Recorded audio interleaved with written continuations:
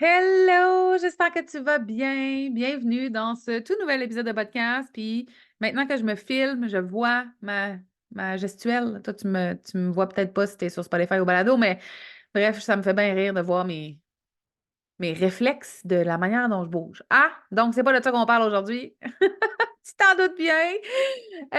Aujourd'hui, j'ai envie de parler ben, d'épuisement, mais de surtout de tout ce qui vient avec l'entrepreneuriat, de tous les chapeaux qu'on porte aussi. Puis comment est-ce qu'on peut faire pour être performante, pour faire croître sa business, mais sans y laisser sa peau, sans se brûler.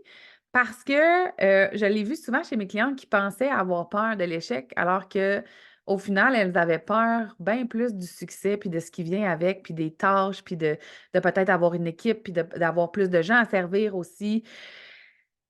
Et ça vient souvent avec différentes peurs, avec du stress, avec de la pression.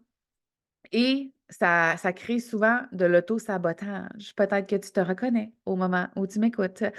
Donc, je veux qu'on parle d'être efficace, oui, de bien performer dans son entreprise, mais de le faire sans s'épuiser. Puis comment est-ce qu'on peut faire ça?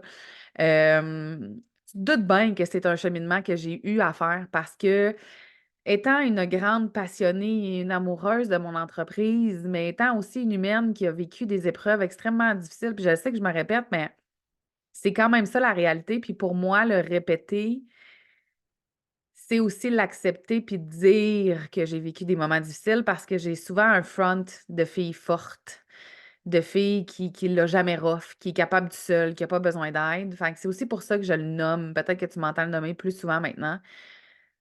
Parce que oui, j'ai envie d'être capable de nommer ça, que c'est pas tout le temps facile la vie, puis des fois c'est rough.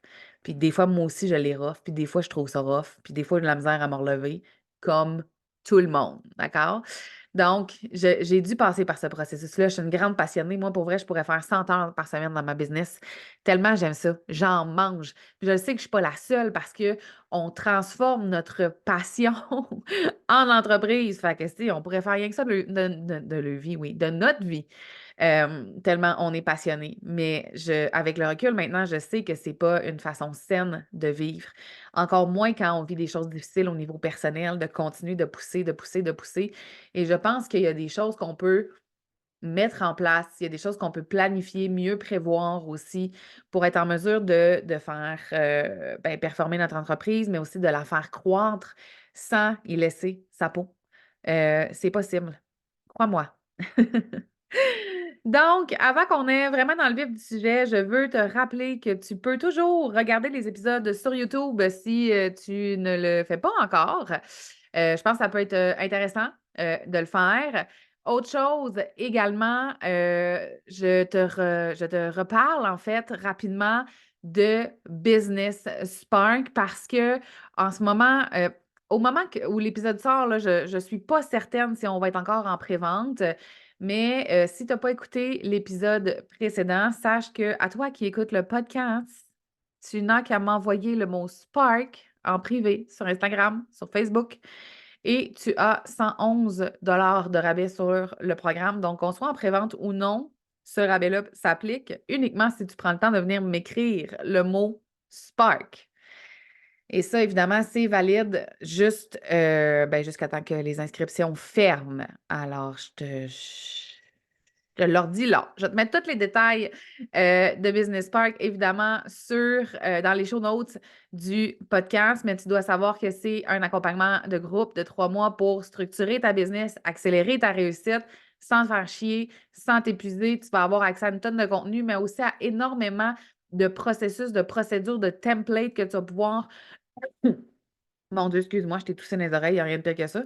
Que tu vas pouvoir ajuster, adapter facilement pour être en mesure d'avoir une business qui performe sans te brûler, pour être prête aussi pour cet automne à vendre une nouvelle offre ou à une offre que tu as déjà, qu'on va avoir revampée ensemble pour être certaine que tu fasses des ventes.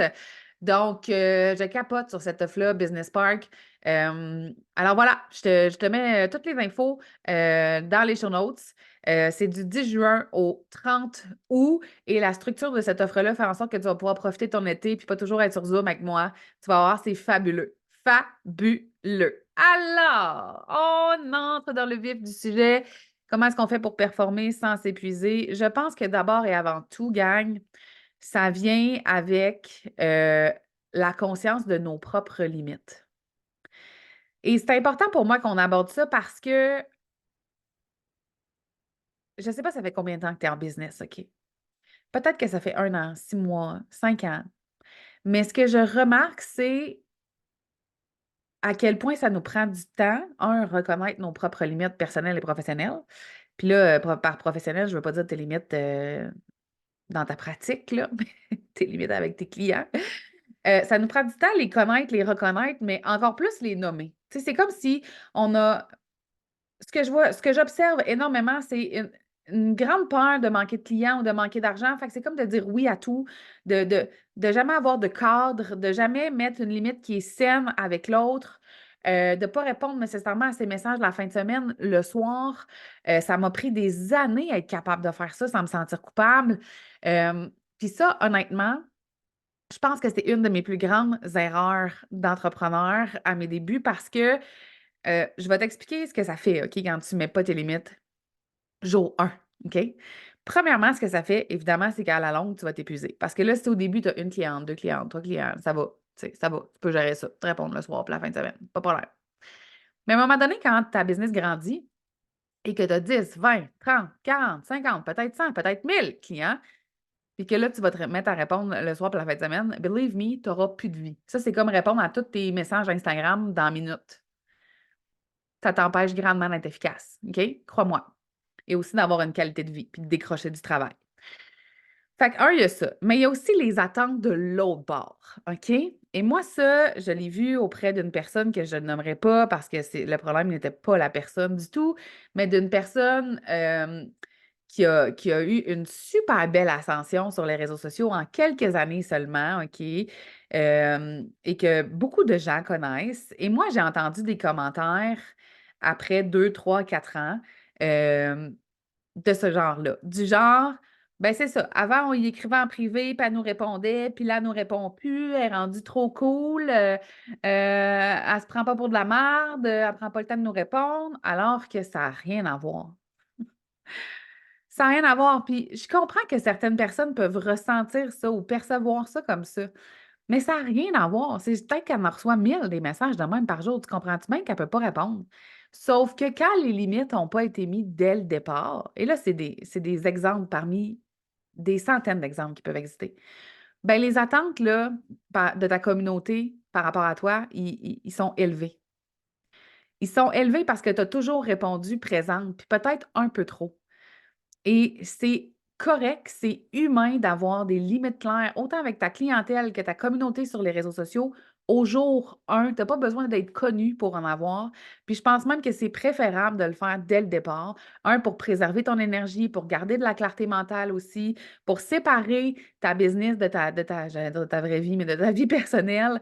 Parce que c'est extrêmement difficile de dissocier les deux quand on travaille, par exemple, de la maison, sur notre téléphone la majorité du temps, c'est facile de jamais décrocher. C'est facile. Donc, en ayant des limites claires dès le départ, ben, je pense que ça évite des situations comme celle que je t'ai présentée. Ça évite aussi, toi, de t'épuiser, de toujours te sentir submergé ou peut-être même de te sentir harcelé, tu sais, alors que la personne qui t'envoie un message le soir, le vendredi soir à 9 h, elle ne veut pas du tout être gossante, mais si c'est le 800e que tu as dans ta semaine à cette heure-là, peut-être moins patiente, OK? Peut-être moins patiente. Fait que, première des choses, par croître sa business, prendre de l'expansion sans s'épuiser, je pense vraiment que ça commence par un exercice au niveau de nos propres limites personnelles et professionnelles et de les appliquer, de les nommer et de les appliquer.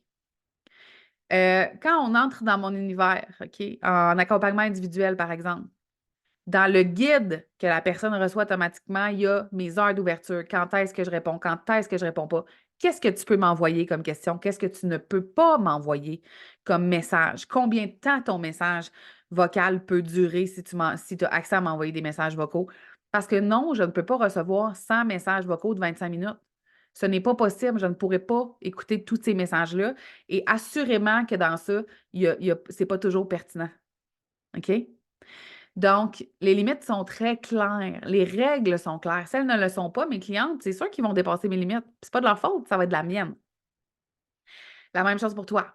Même chose pour un accompagnement de groupe. Dès le départ, jour 1, l'appel de bienvenue, il y a voici comment ça fonctionne. Voici où poser tes questions. Voici où ne pas poser tes questions. Voici pourquoi tu ne peux pas venir m'écrire en privé. Tout ça est mis de l'avant. Est-ce que tu fais ça? C'est extrêmement important. Et moi, je sais que ça vient souvent avec la peur de, peut-être que les gens vont penser que je ne veux pas m'occuper d'eux, que je ne veux pas les soutenir, que je ne veux pas les accompagner. Pas rapport, pas rapport. Je pense que les gens préfèrent d'emblée savoir, savoir dans quoi ils s'embarquent, le mode de fonctionnement. Je pense que c'est hyper rassurant d'avoir quelqu'un qui sait où ce qui s'en va et qui a des balises super claires versus quand c'est un peu flou et tu ne sais pas trop où aller. OK? Donc, première des choses pour être efficace sans s'épuiser. Autre chose, tu ne seras pas surprise, là, tes notifications sur ton téléphone, tu me fermes ça.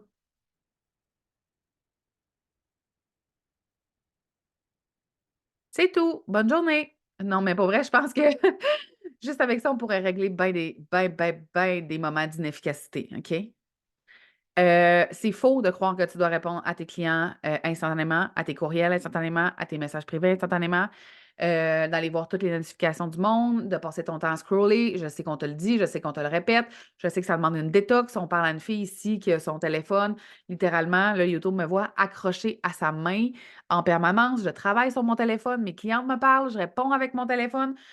Je comprends, j'ai une Apple Watch aussi qui est en train de charger au moment où on se parle puis qui a fini, fait que je vais la mettre, qui m'envoie des notifications. Ça se ferme, ça, OK? Et tu as le droit d'être focus. En ce moment, j'enregistre un épisode de podcast. Mon iMac qui est en mode ne pas déranger, mon cell aussi, ma montre aussi. On focus, gang. Tu ne peux pas être efficace si à chaque minute, tu t'en vas voir sur ton téléphone, tu te lèves debout, tu vas te faire un café, tu te lèves, tu vas sortir le chien, tu pars une brassée. Fait que, tu sais, là, je te parle de tes notifications, mais je te parle de toutes les distractions qui t'empêchent d'être efficace. Et l'affaire, c'est que c'est même pas juste dans un but d'efficacité, c'est qu'au bout du compte, à la fin de la journée, tu es frustré parce que tu n'as pas fait la moitié de ce que tu voulais faire. Tu te sens pas bonne, tu as l'impression qu'encore une fois, tu n'as pas fait ta liste de tâches. Ça vient vraiment jouer dans ton inconscient. Ça vient jouer sur ta perception de toi, sur ta confiance en toi. Puis, Chris, on veut pas ça. On ne veut pas ça. OK? Tu ne seras pas surprise si tu as écouté l'épisode suivant si je te parle de structure. On n'ira pas dans le détail. Je vais t'inviter vraiment à l'épisode suivant, l'épisode précédent, excuse. Je vais t'inviter à écouter l'épisode de la semaine dernière euh, sur la structure d'entreprise. Mais si tu veux être efficace sans t'épuiser, ça te prend une structure.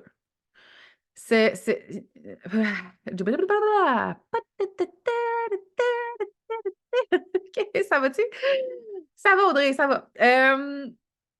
J'essaie de construire ma phrase sur le sens du monde. Mais ce que je veux essentiellement te dire, c'est que c'est complètement anormal, même si c'est normalisé, de courir comme une poule pas de tête à journée longue, de toujours être à la dernière seconde, de toujours te demander de quoi tu devrais parler, qu'est-ce que tu aurais publié, quand est-ce que tu vas faire un live, de quoi tu vas parler dans ton live. Oh mon Dieu, il faudrait que je fasse ça, puis je ne sais pas quoi dire. Tout ça n'est pas normal. Et c'est pas parce que tu vis comme ça, ou j'ai envie de dire que tu survis comme ça depuis de nombreuses années avec ta business que c'est sain de le faire. Et non, ça ne te rend pas efficace. Et non, le fait d'être impulsif puis d'être émotive, je le sais, je suis exactement comme ça. Puis que tu es meilleur dans le flow, moi aussi, je suis meilleure dans le flow. Mais tu peux quand même avoir une structure en arrière qui te supporte pour que tu aies une direction claire et donc des actions claires à poser. Euh, pour t'alléger, t'enlever de la pression, t'enlever du stress et mieux travailler. Le but, là, c'est pas d'être tout le temps en train de travailler, de tout le temps en train de gosser sur ton sel, d'avoir une to-do list qui finit jamais. Le but, c'est de travailler efficacement pour avoir une qualité de vie. Parce que si tu voulais te faire chier à trop travailler puis être pogné dans le trafic pendant des heures, bien, je te le dis, tu peux te pogner une job de salarié. Tu sais, tu vas vivre la même expérience. OK? Et là, comprends-moi bien, je ne suis pas en train de dire qu'il n'y a pas des périodes dans nos business où c'est plus achalandé, où on est plus dans le jus, c'est tout à fait normal. Ce qui n'est pas normal, selon moi, c'est que ce soit ton mode de fonctionnement habituel. OK? Et là, je t'entends me dire, ouais, mais là, moi, Audrey, c'est ça, je fonctionne mieux dans le flow quand je ne suis pas trop préparée. Je sais, je suis de même. Je ne savais même pas que j'allais te dire dans mon épisode d'aujourd'hui. Je savais le thème, mais j'ai aucune idée de ce qui va sortir de ma bouche. Aucune. Là, le RMA va être passé au moment où, où tu vas écouter ça, mais là, moi, j'enregistre, on est le 29 avril. Le 2 mai prochain, je donne une conférence au 10e anniversaire du Réseau des mères en affaires. Ma conférence, elle n'est pas prête. Je sais de quoi je vais parler. J'ai des points clés, mais je ne l'ai pas appris par cœur parce que je suis excellente pour me connecter dans mon cœur puis aller connecter avec les gens qui sont devant moi. Même chose pour un live, je peux savoir de quoi je vais parler dans mon live, mais je ne saurais pas ce que je vais dire, assurément pas. Même chose pour mes publications, je sais de quoi je vais parler, mais quand je les écris dans un état où je suis connectée avec mon cœur, avec mes émotions, avec ce que j'ai envie de te faire vivre. Donc, avoir une structure, ça ne veut pas dire être rigide, ça ne veut pas dire être tout planifié au quart de tour puis te faire chier puis enlever tout ce qui a attrait à ta personnalité. Au contraire, au contraire, j'ai bien plus la liberté d'être moi puis d'être dans mon énergie, dans mon monde émotionnel, de connecter sincèrement avec toi, quand en arrière, dans ma business, je suis supportée puis je sais où je m'en vais, versus de faire la même chose, mais en surstress, puis en mode panique, puis en peur du manque, puis en me demandant comment je vais avoir des clients, puis en me disant, mon Dieu, il faut que je sois partout aujourd'hui puis cette semaine parce que là, j'ai pas assez de ventes. C'est pas comme ça qu'on devrait vivre. Et je pense vraiment que c'est pas sain à long terme de vivre comme ça. Voilà, c'était mon TED Talk. C'est ça. On continue. C'est bon? Donc, on a parlé jusqu'à maintenant des réseaux sociaux, des notifications, de tes limites, de ta structure. J'ai envie de parler d'anticipation. Euh, Anticiper, pour moi, c'est te permettre différentes choses, donc travailler tes lancements, tes communications en fonction des offres qui vont s'en venir. En ce moment, c'est exactement ce que je fais. OK, on va être. Mettons, là, je te donne un bon exemple. On est en lancement de Business Spark. Mais c'est pertinent pour moi de te parler de sujets qui ont attrait à Business Spark. C'est juste une logique, là. Et le lancement, au moment où j'enregistre, il n'est pas commencé. Mais comme je suis d'avance, ben, mes communications sont alignées, sont structurées. Tu comprends? Donc, quand tu es en avance, quand tu as une structure qui vient te supporter, tu es capable d'englober ta communication, ta façon de te présenter sur tes réseaux sociaux en fonction de ce qui s'en vient dans ton entreprise. Et si tu es comme moi, tu ne peux pas planifier un an d'avance. Moi, c'est pas possible. Je ne suis pas faite comme ça. Il est trop arrivé de choses graves dans ma vie pour que je puisse te dire dans un an où c'est que je vais être. Genre, je le sais, je suis la personne probablement la plus consciente d'à quel point on n'a aucun contrôle sur notre vie, même si on se fait croire qu'on en a, OK? Donc, le but, c'est pas d'être en contrôle puis de tout savoir au quart de tour, mais c'est d'anticiper. Là, en ce moment où j'enregistre, on est au mois d'avril, Business Park commence en juin. Donc, j'anticipe. En juin, quand Business Park va être commencé, je vais anticiper ce qui va se passer au mois de septembre. Et là, l'écart n'est pas si loin, tu comprends? Parce que si tu me parles, moi, au mois de janvier, puis tu me dis planifie ton année de A à Z, bah, OK, impossible, là, impossible. Tu viens de me. Non, tu viens de me tuer, de m'éteindre, de. C'est sûr, OK, à 1000%. Je vais tout faire comme un maudit robot, je vais haïr ma vie, ça sera vraiment pas le fun. Versus, puis là, ton gauge à toi, il peut être différent. Ça peut être 6 mois d'anticipation, je ne sais pas, ça dépend des personnes. Mais moi, une saison d'avance, ben c'est juste parfait. Parce que je suis capable de m'écouter, de savoir ce qui se passe dans ma vie personnelle, ce qui s'en vient, ce que j'ai envie de vivre aussi. C'est la question que je pose le plus souvent à mes clients. Qu'est-ce que tu as envie de vivre durant cette année? Qu'est-ce que tu as envie de vivre durant le prochain trimestre? Qu'est-ce que tu as envie de vivre cette semaine? Qu'est-ce que tu as envie de vivre ce mois-ci? C'est la question la plus importante. Tu es devenu entrepreneur pour vivre ta vie. Et c'est la dernière question qu'on se pose. Fait que commence par te poser cette question-là et ensuite anticipe dans le délai qui est bon pour toi pour être capable d'englober les différentes sphères de ton entreprise, le marketing, les communications, tes réseaux sociaux, l'organisation, la planification d'une offre, tes lancements, les différentes plateformes que tu utilises, tu utilises un podcast. Ça te permet d'anticiper puis d'être tellement plus légère puis d'arrêter de spinner puis d'avoir 38 hamsters dans ta tête. Voilà. Être efficace, c'est aussi avoir de la clarté. Et pour moi, avoir de la clarté, ça ne peut pas se passer si tu es toujours en train de courir. Alors, si en ce moment, tu es en train de courir depuis des semaines, des mois, peut-être même des années, comme moi, je l'ai fait longtemps, je t'invite vraiment à prendre une pause. Puis même si là, je t'entends me dire, je peux pas prendre une pause, j'aurai pas de revenus, qu'est-ce qui va se passer? Je peux pas disparaître, je peux pas. J'ai soufflé dans mon micro, il a bougé. OK, non, ça doit être gossant dans tes oreilles, excuse-moi. Euh, ouais, décroche. Sors de ton entreprise. Sors. Sors-toi à coups de pied dans le cul. Reviens dans ton cœur. Pense pas à tes ventes, pense pas à tes clientes, pense pas à tes réseaux sociaux, décroche. Le temps que tu auras besoin. 3 jours, une semaine, un mois, I don't care. Décroche. Si t'as pas de clarté en ce moment, c'est impossible que tu sois efficace et c'est impossible que tu ne t'épuises pas. Impossible. Pas de clarté, égale, tant qu'à moi, épuisement, toujours à la dernière seconde, toujours stressé. Comment tu peux avoir du plaisir dans ton entreprise? Puis c'est avec ça que je vais finir. Au-delà de tout ce que je viens de te dire, être efficace sans t'épuiser, c'est aussi et surtout, d'abord et avant tout, pour que tu aies du fun.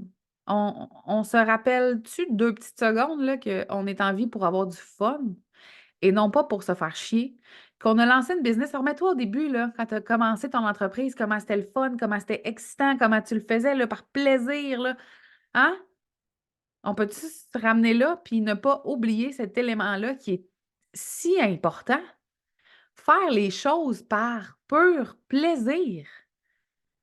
Bien, quand tu es structuré, quand tu sais où tu t'en vas, quand tu as de la clarté, quand tu poses des actions puis que tu es focus, tu arrives à avoir du fun. Tu arrives parce que tu as de l'espace pour en avoir. Fait qu'au-delà de tout, être efficace sans t'épuiser, avoir du plaisir et avoir de l'espace. Avoir de l'espace pour vivre ta vie, hostie. Vivre ta vie.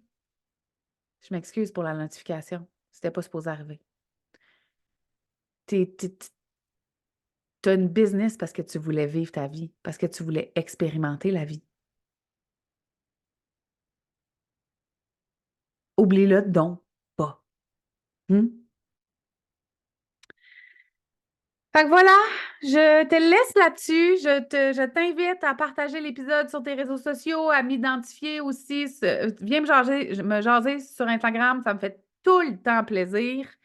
Je t'invite de tout mon cœur à participer à Business Park si vraiment tu veux donner de l'espace, puis créer un lancement à succès cet automne, faire des ventes, changer la game de 2024. Cet accompagnement-là va juste être fabuleux, extraordinaire. Tu t'en remettras pas, OK? Ça, je te garantis. Et je te rappelle que si tu m'envoies un petit message en privé sur Instagram, sur Facebook avec le mot Spark, tu as 111 de rabais.